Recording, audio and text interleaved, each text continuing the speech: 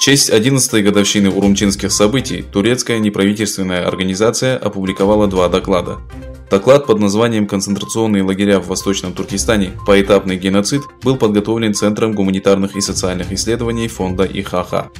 136-страничный отчет, подготовленный членом Совета попечителей фонда Муратом Йылмазом, который осветил правонарушения, применяемые Китаем в отношении уйгуров, был представлен общественности на пресс-конференции, состоявшейся в штаб-квартире фонда в Стамбульском районе Фатих.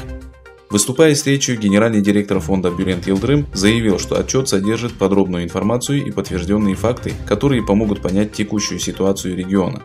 Он призвал мусульман встать на защиту своих братьев и отметил, что СМИ должны быть более чуткими к данной проблеме. С одной стороны, коммунистическая партия Китая меняет сознание народа уйгурского региона, а с другой продолжает уничтожать культурное и религиозное наследие уйгуров.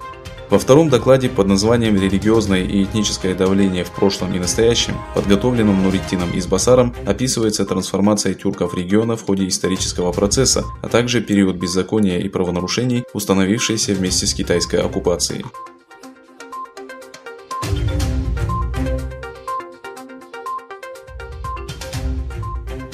С момента беспощадного подавления мирной демонстрации в Урумчи силами безопасности и вооруженными формированиями Китая прошло 11 лет.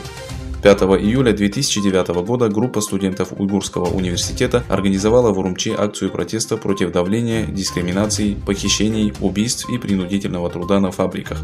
Коммунистическая партия Китая, которая рассматривает действия уйгуров, определенные Международной амнистией, Human Rights Watch и другими правозащитными организациями как мирная демонстрация, восстанием против власти.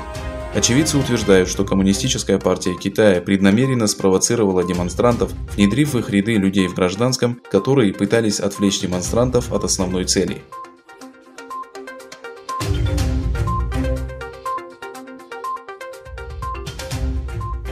В Стамбуле прошла пресс-конференция, посвященная 11-й годовщине урумчинских событий. Организатором мероприятия выступила Ассоциация неправительственных организаций Восточного Туркестана. С 5 по 7 июля в районе Сарачхане будет проходить выставка живописи, посвященная событиям 2009 года. Подобные мероприятия прошли и в столице Соединенных Штатов. Мы призываем мировое сообщество признать злодеяния Китая в Восточном Туркестане геноцидом и принять меры, чтобы остановить Холокост 21 века, заявили представители американо-уйгурских неправительственных организаций. Кроме того, протесты были организованы в Мюнхене и Брюсселе. Во время демонстрации в Брюсселе, организованной Республиканской партией Восточного Туркестана, участники акции призвали Европарламент принять уйгурский закон, как это сделали Соединенные Штаты.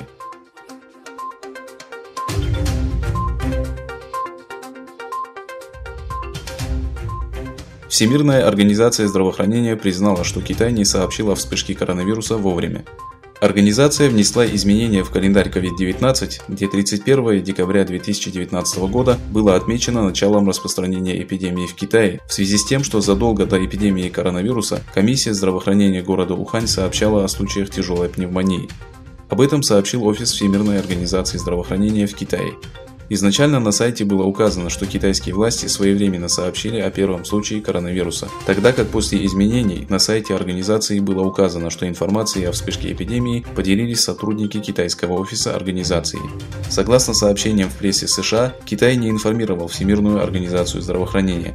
По утверждению американских СМИ, о распространении опасного вируса организация узнала из сообщений, опубликованных на одном из американских сайтов. Многие политики, в частности президент США, утверждали, что китайские чиновники несут ответственность за распространение эпидемии и обвинили Всемирную организацию здравоохранения в неспособности принять адекватные меры.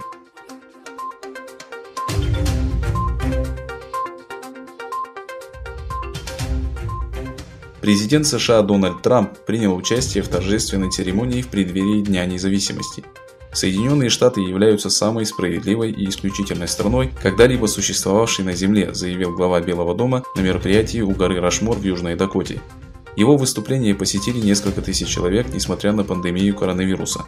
В ходе церемонии Трамп обрушился с критикой на тех, кто на недавних протестах против расизма пытался уничтожить памятники.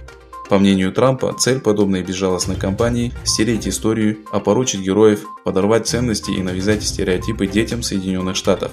Культурной революции левого толка не удастся разрушить наш образ жизни или лишить нас свободы, заявил глава Белого дома.